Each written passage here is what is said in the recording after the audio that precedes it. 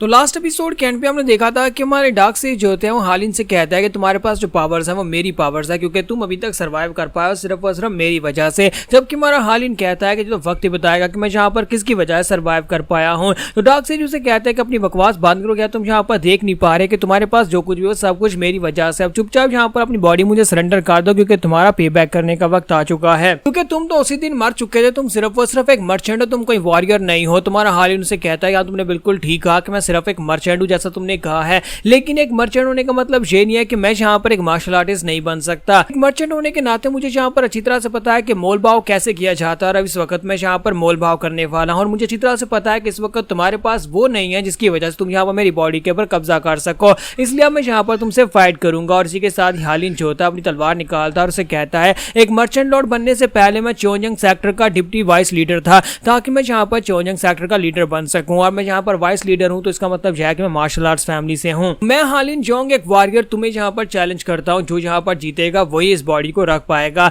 तो क्या तुम यहाँ पर इस बात को साबित कर सकते हो कि मेरे पास जो कुछ भी वो सब कुछ तुम्हारी वजह से है। और इसी के साथ ही हमारा हालिन जो होता है जब तलवार निकालता है तो उसके माथे के ऊपर एक निशान चमकना शुरू हो जाता है। तो हमारा हालिन उसे कहता है कि अब मैं यहाँ पर तुमसे फाइट करने के लिए पूरी तरह से तैयार हूँ। आज या तो तुम यहाँ पर हमेशा के लिए खत्म हो जाओगे या फिर तुम हार मानोगे। तो दूसरी तरफ बाहर का सीन दिखाता है कि सियर जो होता है उसे कहता है कि मैं तुम्हें एक बात बता दूं कि अंदर जाने के बाद तुम्हें यहाँ पर पूरी तरह से अपने पर निर्भर होना पड़ेगा। तो हालिन उससे पूछता है कि मुझे यहाँ पर माइंड के बारे में बताओ कि ये माइंड वर्ल्ड है क्या चीज, जिस सोल वर्ल्ड के अंदर तुम मुझे भेजने वाले हो। तो उसे कहता है कि सोल वर्ल्ड तुम्हारी अपनी ही बनाई हुई एक दुनिया होगी, तुम्हारी कॉन्शियसनेस का एक गहरा हिस्सा होने वाला है, लेकिन वो पहुंचना खतरनाक हो सकता है। लेकिन इस बात को याद रखना कि तुम्हारे कॉन्शियस वर्ल्ड के अंदर तुम ही सबसे ज्यादा स्ट्रॉन्गेस्ट होने वाले हो। तुम वहां पर अपने आप को स्ट्रॉन्गर साबित कर सकते हो अगर तुम अपने पर भरोसा रखो। जितना तुम्हारी विल पावर स्ट्रॉन्गर होगी उतना ही ज्यादा तुम यहाँ पर अपने कॉन्शियस वर्ल्ड को कंट्रोल कर सकते हो। तो इसी के साथ ही हमारा हालिन जो होता है उसकी बातों को सोच रहा होता है, लेकिन दूसरी तरफ से सियर उसे कहता है कि मैं तुम्हें यहाँ पर एक और बात बता दूं कि उसकी सोल यानी डार्क सेज की सोल बहुत ज्यादा खतरनाक है।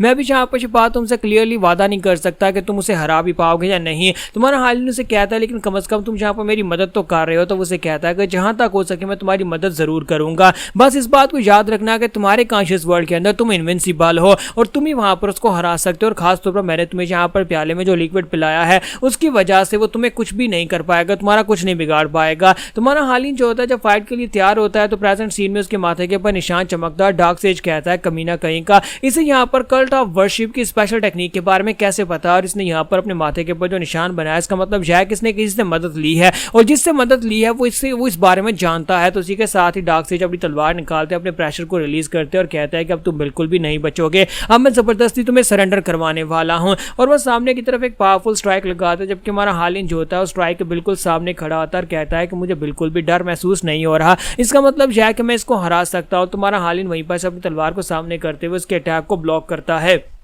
तो वह सामने की तरफ एक स्ट्राइक लगाता है, तो इसी के साथ ही डार्क सेज की पावर्स जो होती है पावर वहां पर से डिस्ट्रॉय हो जाती हैं। तुम्हारा हालिन कहता है कि यहाँ पर एल्डर की पावर जहाँ पर डिस्ट्रॉय हो गई, और एल्डर जो होता है वो भी सोच रहा होता है कि इसने यहाँ पर सिर्फ और सिर्फ एक ही स्ट्राइक के साथ मेरी की स्ट्राइक को पूरी तरह से डिस्ट्रॉय कैसे कर दिया। क्या ये यहाँ पर इसके माथे के ऊपर उस निशान की वजह से जहाँ पे ये लड़का वाकई में इतना स्ट्रॉन्गर है। डार्क सेज उसे कहता है कि ये तो एक बहुत ही लाइट सा अटैक था, अगर तुम्हें ये लगता है कि तुम यहाँ पर मुझे हरा सकते हो सिर्फ इन अटैक्स की वजह से, तो फिर तुम इस बारे में सोचना छोड़ दो, क्योंकि तुम मुझे कभी भी नहीं हरा पाओगे। और वो फिर से आगे बढ़ते हैं और अपनी तलवार को घुमाकर उसके ऊपर स्ट्राइक्स लगाना स्टार्ट करते हैं। जब वो हालिन के ऊपर स्ट्राइक्स लगाते हैं तो हमारा हालिन जो होता है आगे से उनके स्ट्राइक्स को ब्लॉक कर रहा होता है। तो एल्डर्स जो होते हैं बार बार उसके ऊपर अटैक करते हैं और उनकी बहुत ही पावरफुल जबरदस्त एनर्जी निकल रही होती है, जबकि हमारा हालिन भी वहां पर अपनी गोल्डन एनर्जी को निकालता है। तो दोनों के बीच में ये फाइट जो होती है वो काफी देर तक चलती है, काफी लंबी फाइट चलती है। दोनों यहाँ पर जो होते हैं एक दूसरे के ऊपर भारी पड़ रहे होते हैं, और एल्डर जो होते हैं उनके मुंह से वहां पर ब्लीडिंग होना शुरू हो जाती है, साथ ही वो उनकी बॉडी जो होती है डिस्ट्रॉय हो रही होती है। तो एल्डर इस बात से काफी हैरान हो जाते हैं और कहता है कि मुझे लगता है कि इसकी की स्पेस के अंदर इससे फाइट करना काफी ज्यादा मुश्किल हो सकता है, क्योंकि इस कमीने ने यहाँ पर अपनी स्पेस के अंदर अपनी पावर्स को मेंटेन कर रखा है, और ऊपर से इसने यहाँ पर अपने माथे के ऊपर जो निशान बना रखा है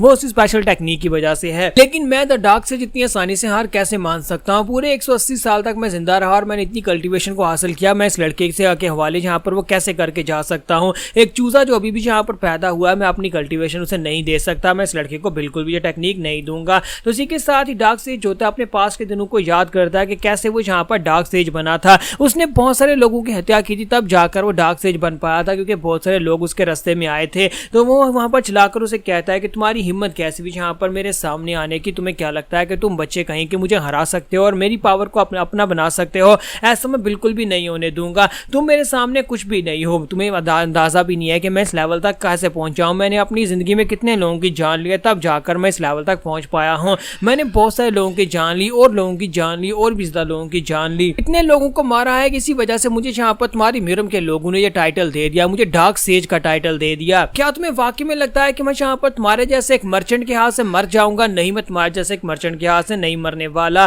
तो इसी के साथ ये एल्डर जो होते हैं वहां पर अपनी डार्क एनर्जी के साथ उसके ड्रैगन को पूरी तरह से कवर कर देते हैं और उसका ड्रैगन जो होता है यहाँ पर रेड हो जाता है। तो हमारा हालिन जो होता है अपने ड्रैगन के साथ वहां पर आगे बढ़ता है। दूसरी तरफ से एल्डर जो होता है उसी ड्रैगन को यूज करते हैं, वो भी ड्रैगन टेक्निक को यूज कर रहे होते हैं। दोनों वहां पर राइजिंग ड्रैगन टेक्निक के साथ एक दूसरे के ड्रैगन को बाइट करते हैं। तो एल्डर उसे कहते हैं कि हाँ बिल्कुल ऐसा ही है और अपने ड्रैगन से कहता है कि इसके ड्रैगन को डिवावर कर जाओ। लेकिन हमारे हालिन का ड्रैगन उसके ड्रैगन से ज्यादा पावरफुल हो जाता है और इस बात से वो काफी हैरान हो जाते हैं और कहते हैं ये कैसे पॉसिबल है, इसका ड्रैगन मेरे ड्रैगन से ज्यादा पावरफुल कैसे हो सकता है? और हालिन जो होता है अपनी तलवार लेकर उसके ऊपर अटैक करता है, दोनों अपनी तलवारें टकराते हैं। तो हालिन कहता है कि मैं यहाँ पर तुम्हारे सामने घुटने नहीं टेकने वाला। तो एल्डर उसे कहते हैं कि तुम घुटने टेकोगे और वहीं पर उन्होंने जहां पर अपनी तलवार को सामने सीधा पकड़ रखा होता है वो अपनी तलवार को फेंकते हैं और उल्टा करके पकड़ लेते हैं और कहते हैं क्या तुम्हें लगा था कि मेरे पास सिर्फ की पावर है? 180 साल में मैंने यहाँ पर बहुत सारा एक्सपीरियंस भी गैदर किया और वो एक्सपीरियंस यहाँ पर काफी है तुम्हें हराने के लिए। और अपनी तलवार को वहां पर रिवर्स करते हुए एक रिवर्स टेक्निक को यूज करते हुए हालिन के ऊपर अटैक करने की कोशिश करते हैं।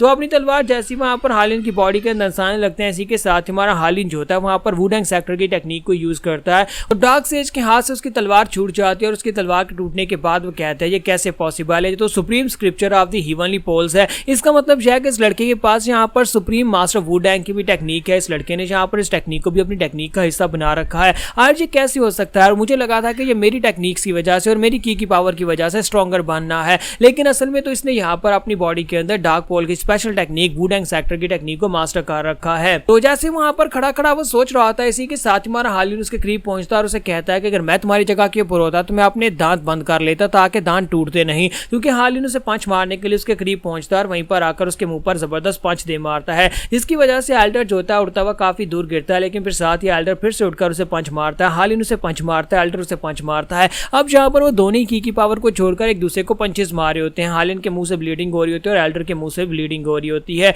दोनों यहाँ पर एक दूसरे को पंचेस मारे होते हैं और एंड के ऊपर जब फाइनल पंच मारते हैं तो हालिन और एल्डर दोनों पीछे की तरफ गिर जाते हैं। तो एल्डर कहता है कि मुझे लगता है कि फाइनली अब यहाँ पर ये बैटल उस लेवल पर पहुंच चुकी है जहां पर दोनों में से जिसकी एनर्जी सबसे ज्यादा लास्ट करेगी, जिसका स्टेमिना सबसे ज्यादा होगा, वही यहाँ पर जीतने वाला है। मुझे पता है कि इस लड़के की विल पावर बहुत ज्यादा स्ट्रॉन्गर है, लेकिन एक ना एक टाइम जहां पर इस लड़के की जो की पावर है वो इसे छोड़ देगी और उसके बाद मैं इस लड़के को मार डालूंगा। तो यहाँ पर हम लोग अपनी एपिसोड 40 का एंड करेंगे और नेक्स्ट एपिसोड में देखेंगे क्या हमारा हालिन यहाँ पर एल्डर के सामने हार मानने वाला है या नहीं।